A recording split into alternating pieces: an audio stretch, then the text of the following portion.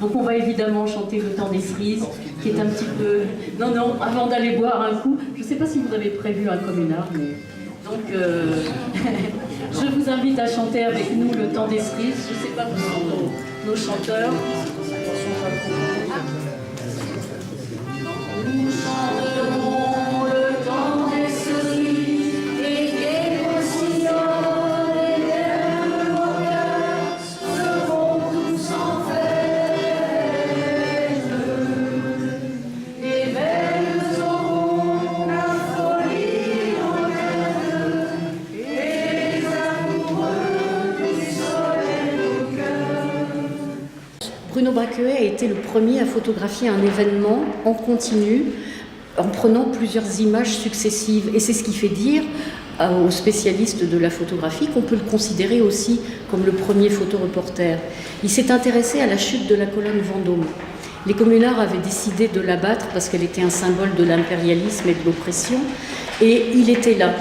Il a posé son trépied et il a photographié toutes les installations, la colonne debout et toutes les différentes étapes de la chute de la colonne avec tous les membres de la commune et les fédérés, les Parisiens qui étaient là.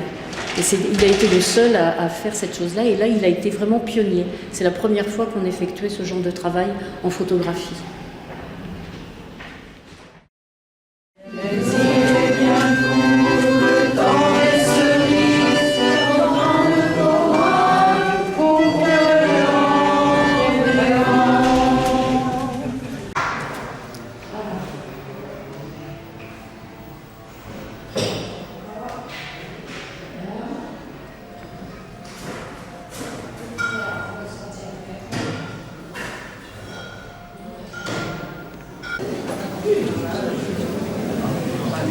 Rapprochez-vous. Est-ce qu'on a prévenu les gens qui sont dans la salle? Oui.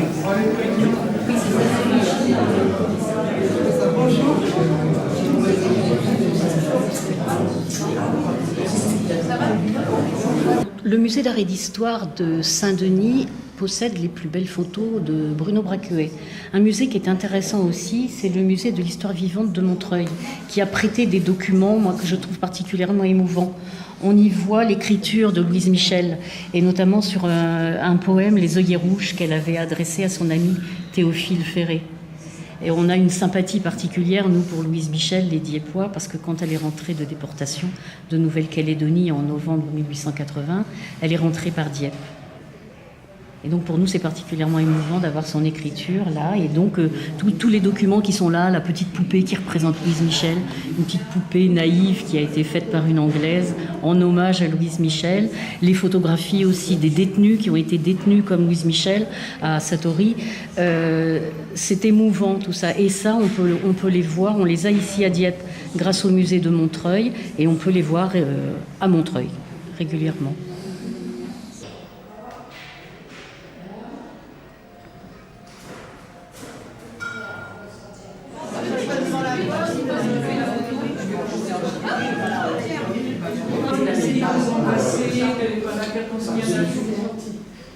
Alors ce que je peux dire d'abord, c'est que le personnage qu'on voit là derrière ne lui ressemble pas du tout.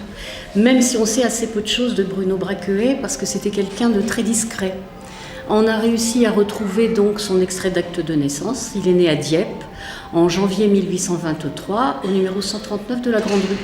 Ses parents étaient commerçants, son père était marchand de bois. Ça, on le sait.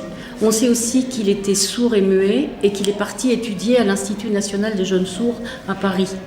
On sait aussi qu'il est devenu lithographe, qu'il a travaillé à Caen et qu'il est revenu après à Paris pour être photographe. Et c'est là où il a rencontré Alexis Gouin, puis Laure Gouin, avec laquelle il s'est marié. Et il a donc toujours été très intéressé par la photographie, par les recherches dans le domaine de la photographie, et il a expérimenté différents modes de reproduction. Il a commencé dans les nus académiques, qui était quelque chose de tout à fait à la mode, que sa femme coloriait. Et quand les événements de la Commune se sont produits, contrairement à d'autres photographes qui ont fui Paris, Et même pendant le siège, des photographes étaient déjà partis, lui il est resté. Pendant la Commune, il était aussi à Paris. Et là, il a pris son matériel photo, malgré les complications, puisque c'était du matériel très très lourd. Et il est sorti, et c'est le témoin de la Commune. C'est lui qui a pris les plus beaux clichés et les plus intéressants sur la Commune de Paris, en s'intéressant à la fois aux ruines et à tous les protagonistes. Il a photographié les Versaillais, il a photographié les communards. Et c'est vraiment à lui qu'on doit les plus beaux clichés qu'on trouve dans la plupart de nos livres scolaires.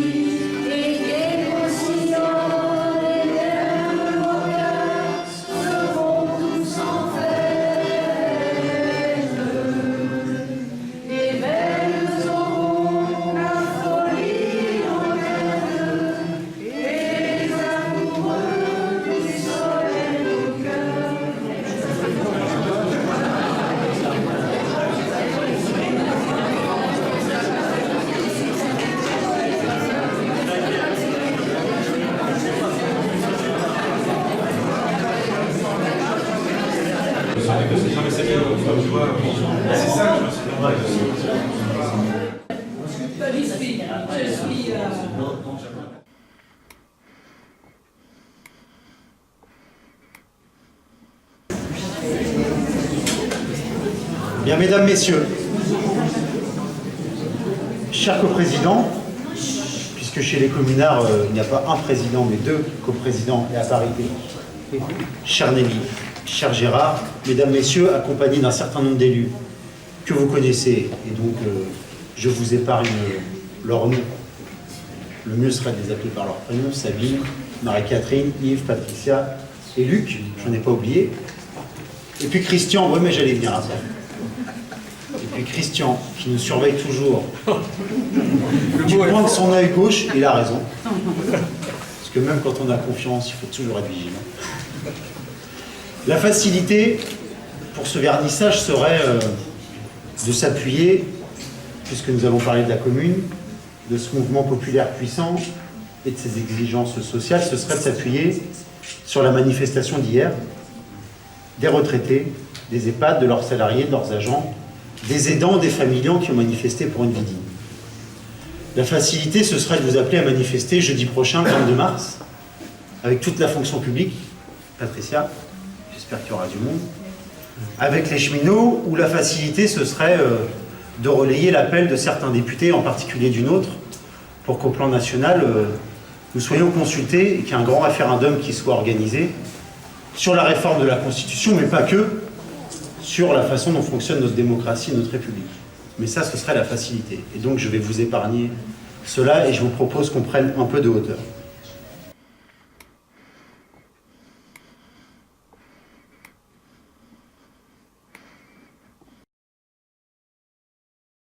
Pendant les événements de la Commune, Bruno était donc resté à Paris.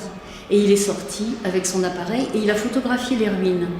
Mais lui ne les a pas photographiées pour en faire commerce, contrairement à d'autres photographes qui sont venus après les événements et qui ont voulu se faire de l'argent en montrant des photos plus ou moins effrayantes ou scandaleuses qui pouvaient donner une mauvaise image de la Commune. Bruno n'a jamais essayé de vendre ses clichés comme ça. La plupart du temps, il n'était même pas signé et il n'était pas toujours annoté non plus. On peut remarquer là que ces ruines sont très belles et qu'il s'est intéressé, lui, à Paris et à ce qui se passait dans Paris à ce moment-là. Mais comme je disais tout à l'heure, il n'a pas du tout essayé d'en faire commerce. Il a aussi refusé, lui, de photographier, de faire des photos racoleuses ou scandaleuses sur les communards morts, contrairement à d'autres photographes aussi, qui, à la fin de la Commune, ont essayé de gagner de l'argent sur le dos des communards. Et je veux finir par remercier le musée d'histoire de la ville de Saint-Denis, évidemment, l'équipe de la médiathèque et du Fonds ancien, Catherine Vieux-Charrier, adjointe au maire de Paris, qui nous a facilité les contacts. Je veux également saluer Sandrine Allier-Guépin, que j'ai vu tout à l'heure, qui se cache, auteur de la BD L'œil sourd de la Commune de Paris, qui contribue aussi à faire connaître le travail de Bruno Braqueuet. Et qui sera en dédicace demain à la médiathèque. Et qui sera en dédicace demain à la médiathèque. Notez ça dans vos agendas, relayez-le dans vos poches. Venez.